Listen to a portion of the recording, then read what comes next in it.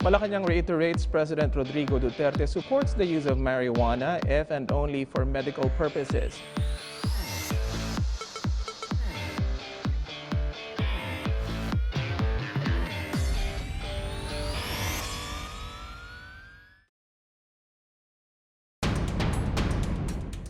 Good day and welcome to Pros and Cons, where we ask the hard questions and you decide which side of the truth you would choose to believe. The call to legalize medical marijuana in the Philippines gained headway with the approval of the use of cannabidiol for curing epilepsy. Medical marijuana and its derivatives have been used for treating various symptoms of illnesses, with some patients claiming relief from regulated use. But in the Philippines, where marijuana is illegal and associated with criminality, fear of abuse and uncertainty in its efficacy has kept doctors from exploring its uses. Today in Pros and Cons, we raise the question: is medical marijuana proven to be an effective treatment for diseases? Can our country regulate the manufacture and use of cannabis for medicine? Is it time to legalize the use of medical marijuana? I'm Undersecretary Joel Sy Egco, your moderator for the day. We all know of marijuana as an illegal drug, but with the recent approval of cannabidiol or cannabidiol for medical use, it's time to reevaluate its use as an alternative medicine and its implications on us, of course. So, mga kababayan, ngayong episode pong ito ng Pros and Cons ay high ang usapang high ito. So to give us more insights about the issue, pakilala ko po ang ating mga guests. Unahin ko na sa aking kanan, si Mr. Bryan Posadas. Siya po ang Public Relations Officer ng Philippine Pharmacists Association. Sir Bryan, kumusta po ang inyong asosasyon? Okay naman, sir. The Philippine Pharmacists Association is the national organization of pharmacists in the Philippines, which basically regulates the dispensing of pharmaceutical products in the Philippines. The pharmaceutical products includes even those who are regulated by the Philippine Drug Enforcement Agencies. So kasama to sa mga nire-regulate na kasama na itong cannabidiol na to. Once it's available, kasama yan sa babantayan ng mga pharmacists natin. So regulation. Alright, kasama din po natin si Undersecretary Earl Saavedra. Siya po ang Executive Director ng Dangerous Drugs Board.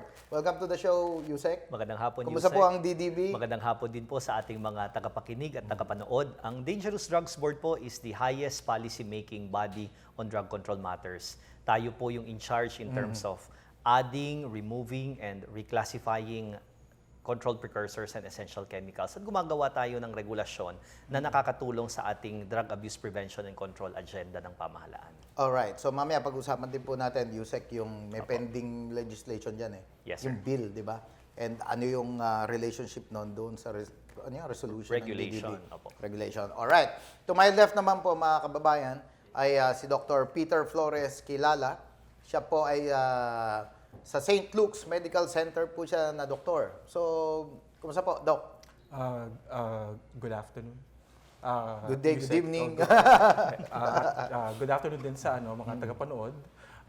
Ako po ay isang medical practitioner na hindi ko po nire-representa ang medical profession. Pero po, magbibigay po ako ng insight on ano po ang epekto niya at saka ang mga problema namin sa pag-re-reseta. At since nasa academe din po ako, paano namin ituturo sa mga gusto magreseta ng mga maging bagong doktor at saka sa mga sa klase namin yung mga good effects of seemingly illegal right now, but we want this to heighten the knowledge and awareness of the viewers and even the prescribers and the medical profession. Alright. Thank you po. Mamaya, marami tayong tatanong kay Doc, being the only doctor here, if I'm not mistaken. No? Pero before that, si yung ating pong last guest, last but not the least, si Edison Ching. Siya po ang Vice Chairman ng Sensible Philippines. Ano ba yung Sensible Philippines, Edson? Hi, good afternoon, everybody. Sensible Philippines, we are a advocacy group, and then what we're really advocating is the sensible approach to cannabis laws. I mean, we've been seeing all over the world na, as in talagang every month there's a new state or a new country, and they're creating new laws that are more cannabis friendly because things are evolving and the new sciences are there. And the Philippines, we need to be a part of this. I mean, hindi na tayo pwede mapag-iwanan ganyan. That the science is totally it's there in a positive way. So we work with doctors, we work with patients, we also want to work with government officials to really find that sweet spot na yung ano talagang bagay para sa atin sa Pilipinas. Because we love our country and we want to serve in the best way possible. Yes, that's right.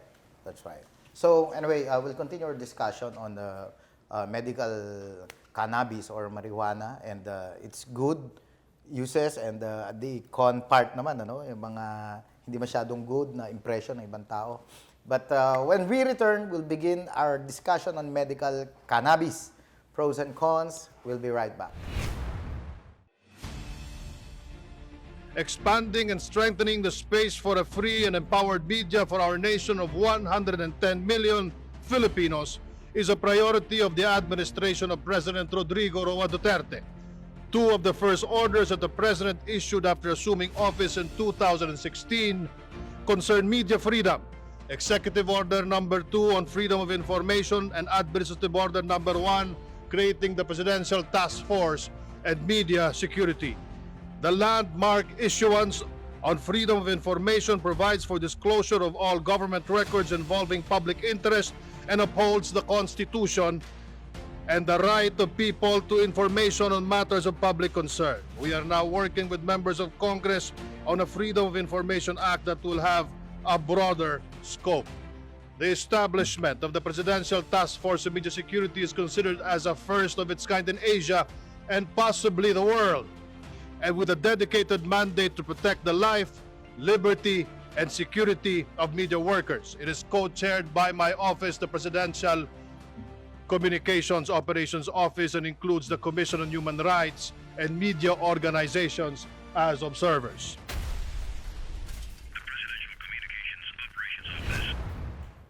We're back on pros and cons, and today we're talking about the legalization of medical cannabis. So let's start the ball rolling. I'd like to ask this first question kay Usec Earl.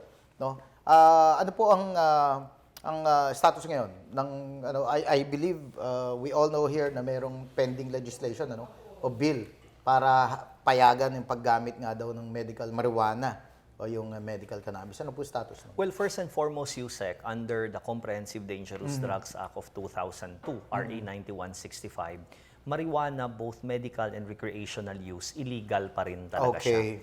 But there is a particular provision under the said law that imposes a balanced national drug policy. Kung saan under the context of the balanced national drug control policy, dapat hindi pa rin pinagkakait yung access and treatment, lalong-lalo na ng ating mga kababayan na nangangailangan. And it is for this reason kung baga ang Dangerous Drugs Board merong pinropose na regulation because DDB, by virtue of its mandate, allowed naman tayo na mag-come up ng board regulations in effect of laws. Pero nakaangkla lang siya sa mother law, which is the Comprehensive Dangerous Drugs Act of 2002. Now, based on that premise, ang ginawa ng DDB, ia-allow natin yung access and use of a certain medicine called Epidiolex that has a 0.1% tetrahydrocannabidiol. Now, ang sinasabi natin, ang CBD, yung cannabidiol, is not marijuana per se. Kasi CBD is just one of the cannabinoids, one of the hundreds na mga cannabinoids na makikita sa marijuana plant. Nagkataon lang na itong CBD, cannabidiol, meron kasi siyang proven medical effect. At ito'y nagagamit talaga, lalong-lalo na sa mga rare types of epilepsy. Nabanggit mo yung cannabidiol. Maraming, yung mga lawmakers natin, sasabing, bakit pa kailangan yung bill to legalize marijuana? Inalaw naman nga daw. Okay naman sa DDB yung cannabidiol, which is, di ba? Yung inalaw extract. yung inalaw natin kasi, Usec, medical grade siya. Ibig sabihin medicine form, na cannabidiol, which is in the form of Epidiolex. That does not discount the fact pa rin na bawal pa rin yung in any form of marijuana, be it oil, resin, leaves, roots, etc. So ang pinag-uusapan natin dito, extract, which is the cannabidiol, na dinevelop into a certain medicine na ginagamit para matulungan ang mga Alright, so pasyente. yun ang nililinaw natin sa ating mga Opo. kababayan, sa mga viewers natin, ano? Kasi baka malat na pinayagan. Alam mo naman ang fake news ngayon Yes, Marijuana, pwede na, ayon sa Opo. DDB. Hindi po, magkaiba po yun. Baka magkamali po tayo, iba yung extract. No? Opo. Yung cannabidiol na yun, kapiranggot lang yun. Na 0.1%. 0.1. Oh, hindi yung ginagano ng marijuana, iba Opo. po yun. No? Sir, sa inyo, Ryan, ano yung stand nyo doon sa bill na ito? Okay. Kailangan unang maunawaan natin, no, yung Oo. premise kasi kung saan nanggagaling, no. Kung ang pinag-uusapan natin is the effect, no, nung medical marijuana that they call it, no, yung cannabidiol, no. Cannabidiol. Ito yung merong epekto, no. Okay. So, ang problema natin kapag pinag-uusapan natin yung marijuana, the public would always think of as Addict. yung plant na yung halaman, durugin lang natin, amuhin na, okay na siya, gagaling na yung pasyente. Hindi yun yung pinag-uusapan natin. So, yung component sa isang halaman, kumbaga pag kinatas mo, kagaya nga sabi ni Usec, pag kinatas mo, may mga magagandang pwedeng magamit, pero may mga nakasasamang part. Kaya natin sinasabi na yung cannabidiol, ito yung inalis mo dito yung magagandang part na pwedeng may epekto, no? Tapos iniwan natin yung may masamang epekto sa katawan. Okay. So, when we say, aalaw ba natin yung use of the medical, for the medical use, no? Yung component na merong magandang epekto, bakit hindi?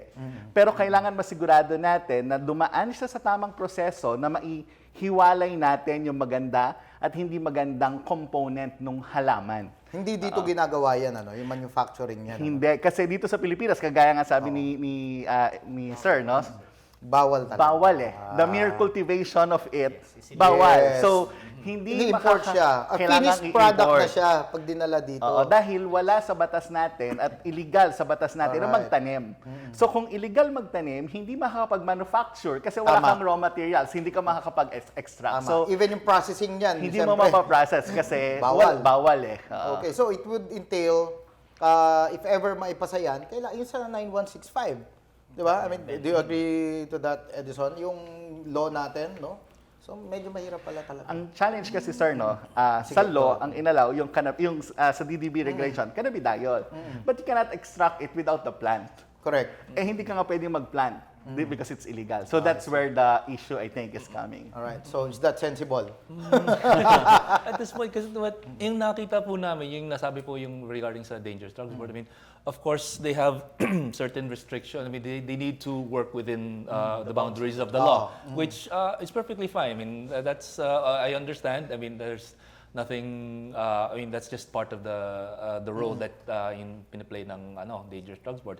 However, it's the laws, I suppose, that we still need to really amend after speaking with kay Sir earlier. Yung 9165, ano? Yung 9165, I mean, it is restrictive, but however, I mean, meron pa naman ibang paraan. Currently now, there are 5 bills in Congress Okay. looking to legalize medical Talaga, cannabis. sa House of Representatives yan. Opo, yes, Sa Senate, yes. meron siyang counterpart bill. At this point, wala pa po. Pero sa House, merong 5 na. Yes. Alright, so sa experience niyo, meron bang mga kontra dito, malalaking grupo na kontra, ayaw nila, o lahat gusto?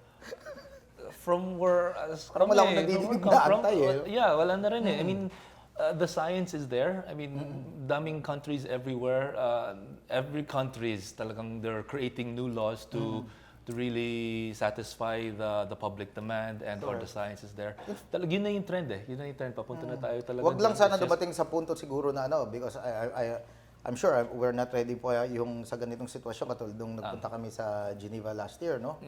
Talagang yung binebenta na yung yung Sa public na Oo. Oh, Sabi ko, bakit sa mga tindahan, no? Yung mga tabaks na tawag, doon kayo makakabenta, nahawakan nga lang namin ganyan. Tapos gagamitin nila. Sabi, ano yan? Human rights daw nila yun. Sabi ko, hindi pa pwede sa Pilipinas yung gano'n.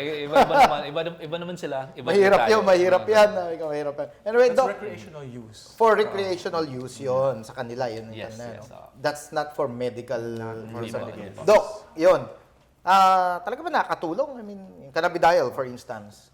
Usec kasi ganito, ang right now, we appreciate that there's an effort in the part of DDB that they are slowly allowing us to prescribe it. Okay. Kasi the DDB gives us this license to prescribe it, and the Yes. pharmacist allows them to Distribute, no? dispense them. Dispense, And then we can give it to our limited number of patients who Yes. is just suffering from rare types of epilepsy, not all types of I epilepsy. see. So my stand here is if they can give us more leeway in allowing us to use components of marijuana, which is cannabidiol, for more uses where more patients can avail of the extracts, and then as well as if there's an enabling law, the current status now is it is harder for the patients to use it because it will be the patient who will register themselves to the FDA, where it is very stringent. Wala kami masyado, it's just prescribing in our part. But it's not just prescribing because there's no current guideline on how to prescribe it other than using our S2 license given to us by the DDB, the yellow form. But how do we write it? But because for some drugs, for some dangerous drugs, like for example, we can use a greater amount than the usual analgesics. If it's, for example, onco for cancer patients, we only write it in the yellow form. Ay, cancer to. So mas allowed kami na mag-prescribe ng mas marami. I see. We don't think na maa-addict siya kasi So itong baka mamatay na siya eh. cannabidiol, We want them to have a hindi to addictive, no? It's not. It's the THC that is the addictive part. What is the THC? Tetrahydrocannabinol, and then the FDA, the US FDA limits it to at the most 0.3%. I see. And currently, the ones that are made and available here in the Philippines contains more than 0.3, may sometimes 1%, 2% pa, which cannot be allowed. Ano yun? Ano yung The mga gamot? THC, the THC component in the oil. So hindi pwede rito? Hindi po pwedeng ganun. Kaya kailangan namin yung pharmacist to purify the oil. I see. To make it so that they will be able to standardize it so we can prescribe it to our patients safely. So, as a doctor, no, as a medical practitioner, talaga namang malaki yung benefits na nakuha doon sa mga extracts ng sa cannabis. With the number of patients that I see who are in pain and they are already using the high levels of pain medications, Hindi na kaya. that they need an alternative. Because in our system, we have that system in our body that the cannabidiol will be very helpful in allaying the pain of cancer patients, making them more comfortable. So, cannabidiol by tolerating is, ano to, chemotherapy. parang ang effect nito, pain reliever or talagang may therapeutic, ano siya? May therapeutic use talaga siya. It's not just for pain. It's also for vomiting. I see. It lessens the vomiting episodes of patients undergoing chemotherapy. Since wala silang gana kumain, they increase appetite, which is the most natural component. Sabihin niya, food trip daw sila. And then they have a better insight of their conditions. Alright. Nawawala sila sa kanilang depressive moods. Okay. Because Ayan, of that component. nako, depression. Ayan, yan. Pag-usapan natin mamaya yan. Pero babalik ko sa inyo yung tanong mamaya, Usec Earl. But let's pause for a break muna. And when we return, we'll check out the comments from social media about today's topic. Don't go away. There are a lot of stories criticizing the government of President Rodrigo Roa Duterte, including issues regarding media freedom. You read it in the headlines, you see it on television, in pieces written by observers both at home and abroad, even content from trolls in the digital space. The fact that such articles, reports, and accounts exist indicates that there is press freedom or free press in the Philippines. No censorship, no persecution. These narratives are something we expect, as our current administration is a game-changing one. But some of these narratives are written out of context. Some without basis, and others outright lies. It is our job to challenge and to clarify these inaccurate stories and to simply tell the truth. The Philippines enjoys a long-standing history of press freedom. As of 2018, there are at least 2,501 private media outlets. This compares to 34 government media outlets, taking just about 1% of the total media outlets. This plurality of voices is vital in safeguarding our functioning democracy.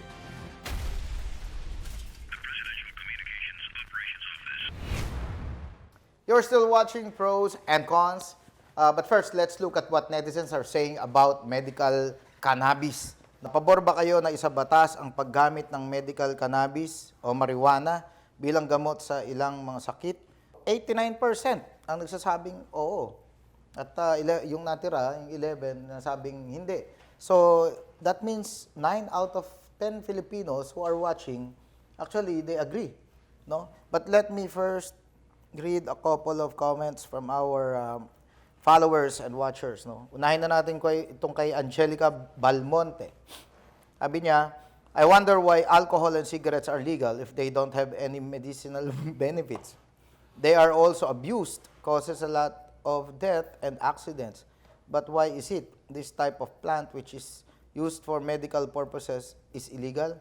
Yes, it can possibly be abused, but that's the reason why we have such laws, to bound and limit our right to use cannabis. Why do other countries decide to legalize it? Yan po sabi ni Angelica. Ito naman kay Benjamin De Gia Malubago, sabi niya, good if it's medical extract only. Which is tama naman, no? But I am sure this will be abused. Ayan, yun, may ganong impression ng ating mga kababayan. More than 100 of other herbs and fruits readily available locally. And they can do better with best proven results. Even they aren't approved by the FDA. Sabi niya, meron naman daw mga existing na mga herbs dyan. bukod sa marijuana o cannabis na pwedeng magamit. So, ano niyo po ron? Mag-iba ba yung epekto ng cannabidiol na yan? Yung sa mga existing, tama rin yung punto eh. Kung may existing, why the need to have a new, di ba? Have a new medicine. Tulad ng pagkakasabi ko kanina, Usec, yung may proven na medical effect ay yung cannabidiol. Okay. Nagkataon, itong marijuana plant, there are hundreds of cannabinoids. Okay. At isa lang yung cannabidiol sa mga cannabinoids na ito. Ngayon, ito yung ating pinroses at ginawa nating gamot. Yung nabanggit kanina ng isa sa mga viewers natin, na baka nakakatakot kasi pwede pang i-extract. It's a reason kung bakit nilagyan natin ng safeguard na dapat medicine form siya. Okay. Kasi for example, doon sa sinasabi nating Epidiolex, which has 0.1% THC at 99.9% roughly ang CBD doon, in no way na ma-extract mo pa doon sa formulation yung sinasabi nating components na kinatatakot nila na baka pwedeng abusuhin. Kaya ang requirement ng DDB, if it will approve the regulation, nasa process na ito ng approval after the public hearings So, and hindi pa to consultations. fully approved, no? Opo, katatapos ng po last month ng ating public hearing and consultation. But in Okay. principle, it's already carried. Kasi Okay. para magte-take effect ito, once the regulation is approved, we need to publish it. It takes effect after 15 days. And then, after ma-approve po yung ating board regulation, FDA will issue the corresponding administrative guidelines. Ito po yung sinasabi ni Doc kanina, na kailangan guided din sila how to go about with the next steps. Kasi doctors din po ang magpe-prescribe, lalong-lalo na yung meron pong S2 license na tinatawag. Kasi hindi po ito ma-access readily na ordinaryong reseta. Kung available na siya sa market, mabibili mo over the counter just like paracetamol. Hindi po siya ganon. Dahil regulated siya, kailangan yung doctor na magpe-prescribe, S2 license holder siya, at yellow prescription pad ang gamit niya. I see. Kasi kailangan na may registry tayo so that we could keep track, no? Kung paano ba talaga yung pagdi-dispense ng mga gamot na ito at ma-avoid din yung diversion. Okay. So, to avoid yung mga myths na, alam mo naman, hindi naman natin may tatangga, merong mga marijuana pa rin sa Pilipinas, no? Lagi nga nahuhuli. Pero, para to correct the impression, pwede bang or hindi pwede yung sabihin, pakuluan na lang namin. Nakagamot ba yun?